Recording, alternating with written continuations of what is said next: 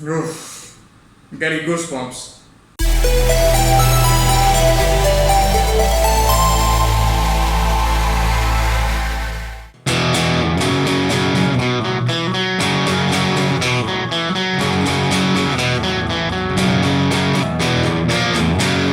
Greetings Wanderer, this is Atlas here and welcome to the Void. Today I'm going to be reacting and breaking down to Darkeater Midir from Dark Souls 3 original soundtrack. This is a very special request, although it has been actually quite requested in the comments, but this is an actual request from Subscribestar, and this request is made by Sir Paradigm. And he says, looking forward to future content. I've been enjoying your reaction breakdowns a lot. I really want to cast my vote for Darkeater Midir.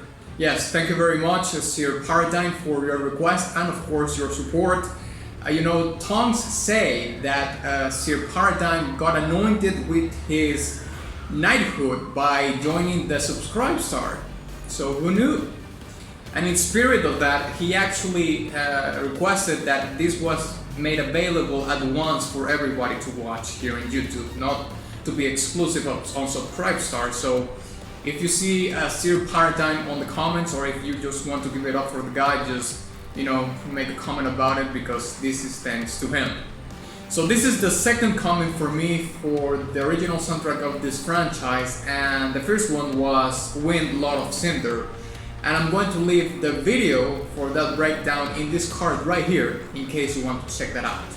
So, today we have Midir, so without further ado, onward. Okay, Darkeater Midir from Dark Souls 3 original soundtrack. Boom.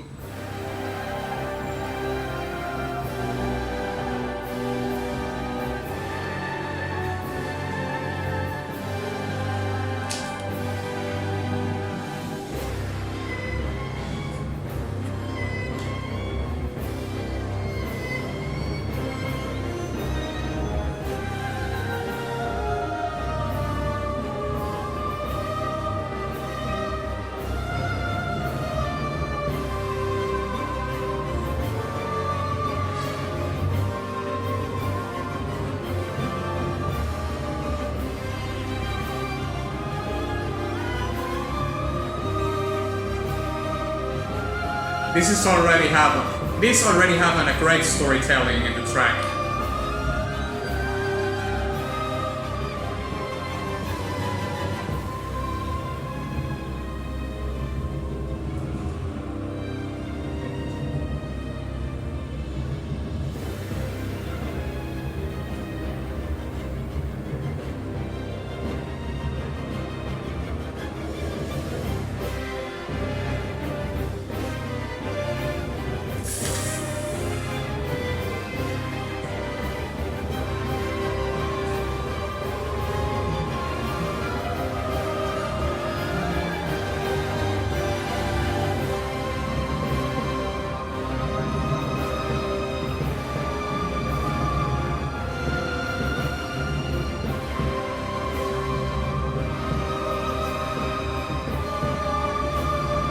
The percussion is so great.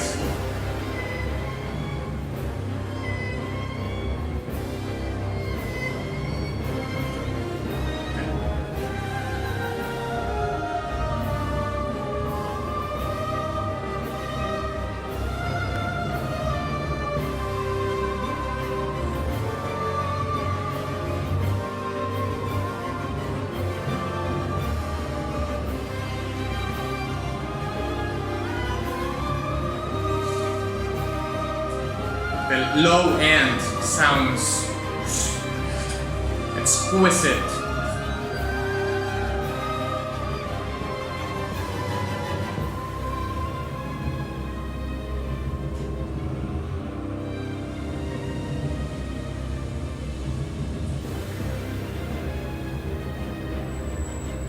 Okay, I got a little bit sober here, but it seems like it's starting again to build up to something.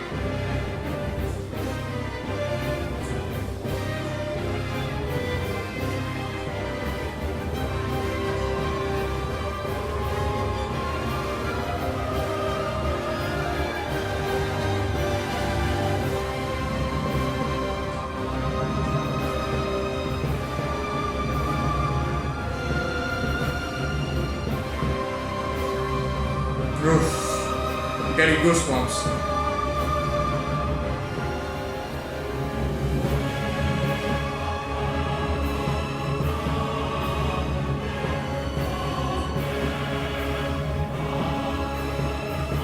Changed drastically here.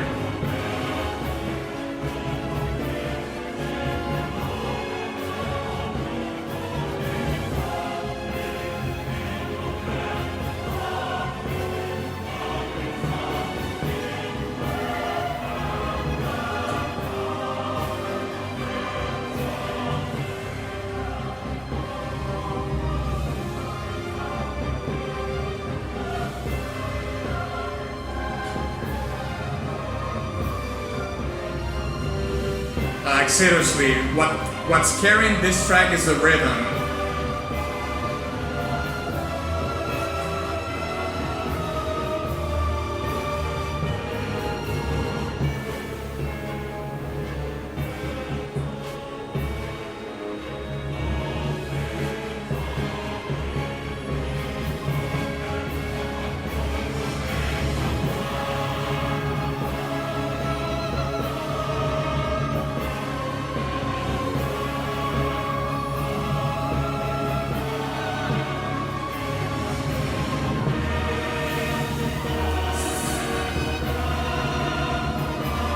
And it's building even more.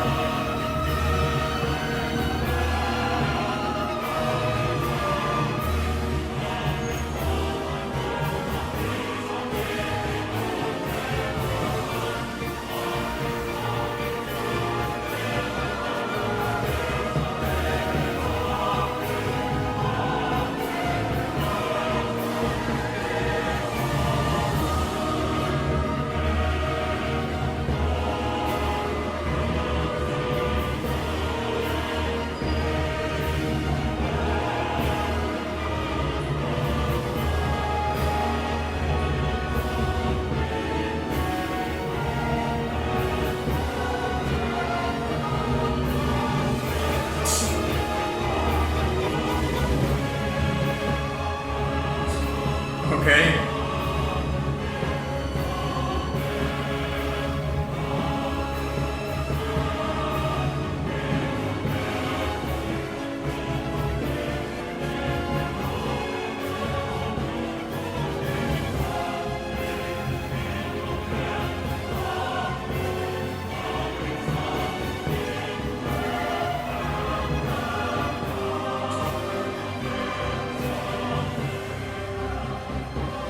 I'm kind of speechless. I can't. I just want to soak it in.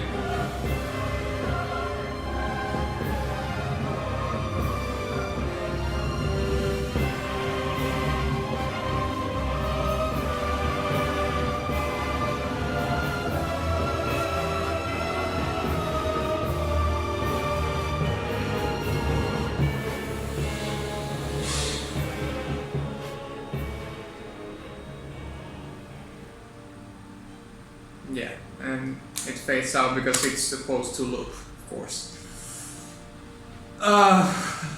This one I did like way more than a win, Lord of Cinder.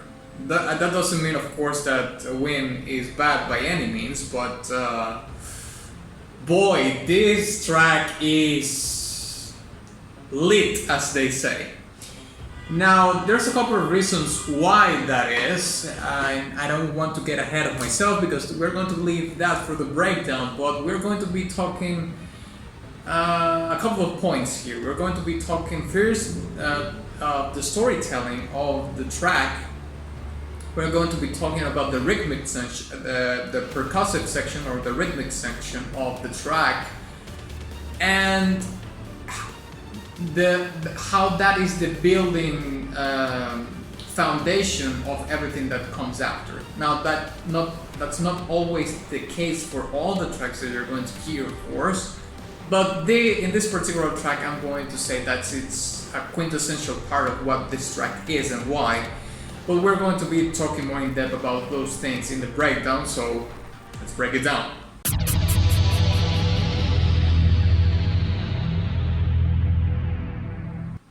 Okay, so do you remember that I was talking about the storytelling of the track, right? Well, we're going to be leaving that to the end of the breakdown, because first I think it's very important for me to talk about the role that some instruments play and how that amounts to the storytelling that I felt from the track. Now remember, of course, that I haven't played this game, and the storytelling that I am going to be talking about is merely on the things that I got from the track itself, and how it felt, how I felt about it, how I imagined myself being in the track, and also a little bit of the rationality behind that. But we're going to be leaving that to the end, okay? So first, let's talk about one of the quintessential elements that I see or that I heard, apologies, in this particular track, which is the heartbeat of the song, okay? And the heartbeat of this song comes with two sections, with the percussive section, or the percussion section, apologies, and the double bass or bass section of the track. I don't know if you have noticed, but this particular track, fairly from the beginning, has this kind of heartbeat. It's something like goes right? So why do I call that a heartbeat? Well, it's because that is something that is very relatable to us as a sound, right? You imagine the sound of a heartbeat, it's something like right? And if you do a parallelism with the track, and you hear that section on the double bass, on the double bass or the bass, it's also called the bass. It has that kind of feel to it, right? It's like it's like something is speaking. It's like something is alive in the track.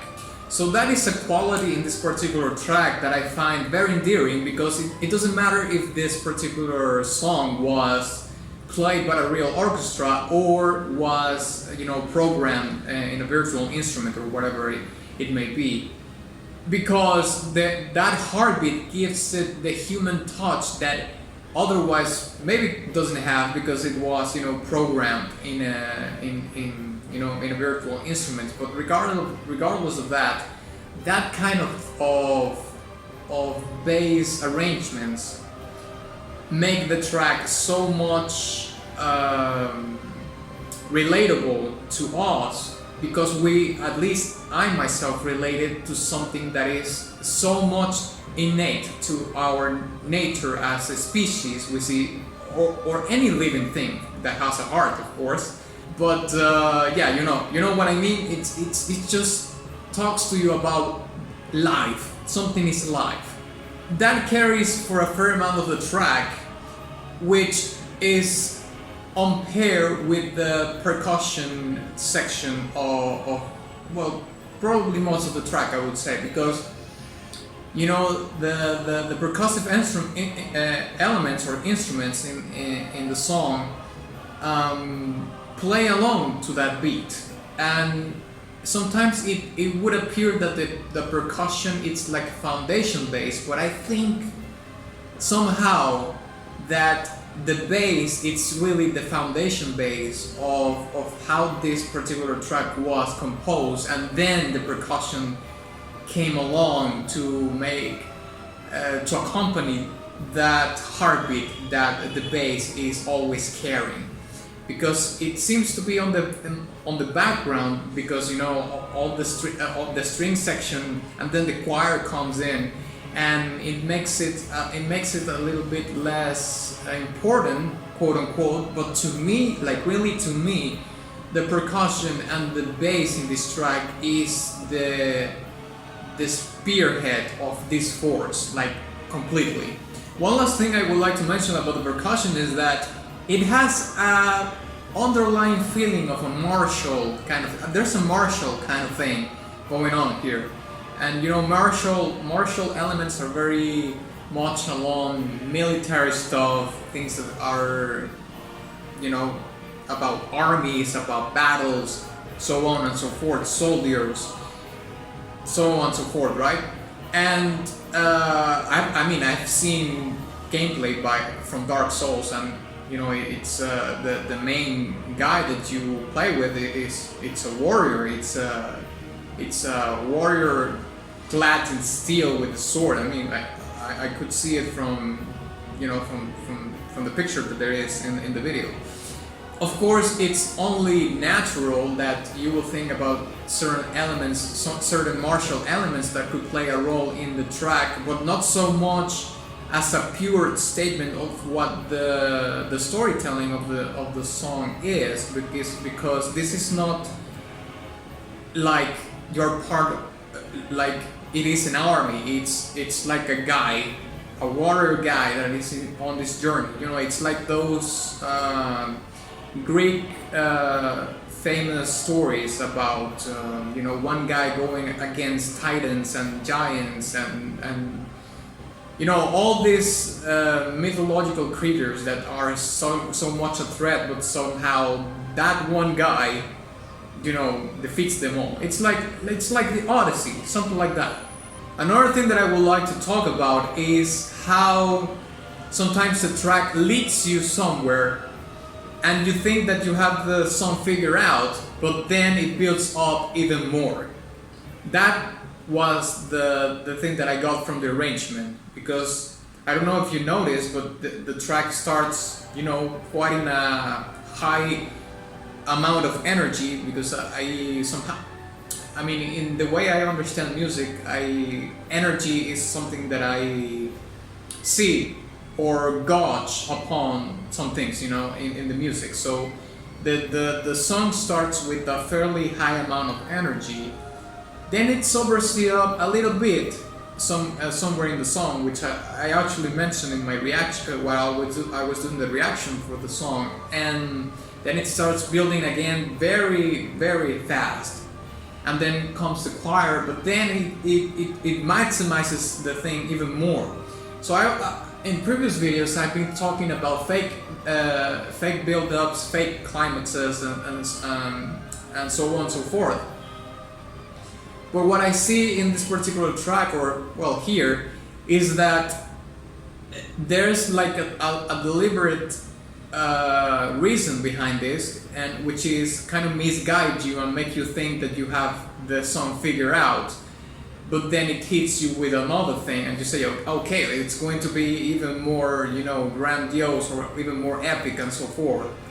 And that's how I felt about this particular track. And I like to talk about music in rational terms, but also about in feeling terms. And maybe I should quote these things about the Force and Star Wars, you know, because the Jedis and the Sith, if you're familiar with Star Wars, are all about emotions, right? Get in touch with your emotion, hear your inner emotions, and so forth. Siths are not so much about hearing, but just unleashing them. But music to me, you know, at the end of the day, although it could be a fun, rational exercise to understand the music, especially if you know music theory, to me at the end of the day, music is just something that wants to evoke an emotion on you. Regardless, it can be anger, it can be sadness, it can be happiness, it can be whatever it may be. But as long as a song evokes an emotion in you, that song accomplished something. To what degree? Well, that's for you to judge, but at least from my perspective, I would like to evoke emotions in people, regardless of what emotion that might be, because that is just related to the experiences that we have in life and how we perceive certain types of music and how it relates to our journey through life. But I'm going on a tangent here. Let's go back to the track, okay? So the final piece of this puzzle for me is the storytelling, which is something that I mentioned after I reacted to the song. Sometimes I roleplay with the tracks, especially if I can have a hint of what they are about. So I for a second, well, not for a second, it was in several parts of the song, I imagined myself being this character. I am ironclad, I have a sword, I appear to be alone in this journey. I've had thousands of battles, because look at this picture, and you know, the armor is all bruised up, all burning, almost like a charcoal kind of thing. But he keeps going, and there's a tower in there, you know. So what I imagined myself was being in the flesh of this character, having gone through all this struggle, all these battles, and that's when the heartbeat comes in. Because when you hear a heartbeat in a movie, in a song, in a video game, it means that you are close to dying or something like that, that you're in very great danger, right? So of course it makes sense, because you have fought all this way, you have had all these battles, you are tired, you are very bruised, maybe even mortally wounded, who knows, or maybe close to it, and yet you have to go up to that tower, climb up the stairs, and go to the top of that tower and fight who knows what, who knows who. To me, the track actually works perfectly for that kind of tale, in which you are about to face the final boss maybe that there is in the game. And even if this track is not about the final boss in this particular video game, it doesn't matter, because it is about something. It is about a threat that is way bigger than you, and you are certainly not ready to fight it, but you're going to do it anyway. And when a song carries me and transports me into the flesh and bones of this character, and I can visualize myself in that struggle, then I can say that the song certainly went beyond the call of its duty to do justice for what it was supposed to do. So with that said, I'm going to give this track a diamond badge. This was an absolutely amazing song, and certainly it's my favorite song from the Dark Souls original soundtrack so far. Okay, I'm 2 songs in so far, but this is like excellent. I truly enjoyed this particular track. So yeah, thank you very much for watching this video. If you enjoyed it, please give it a like and share it with your friend. Also, please don't forget to visit my subscribe star, where you can get your request to the top of the list, so you don't have to wait a long time for your request to happen. And also my Teespring shop, where you can get very cool merch and all that jazz. So, thank you very much, and of course, ex nihilo, big feet.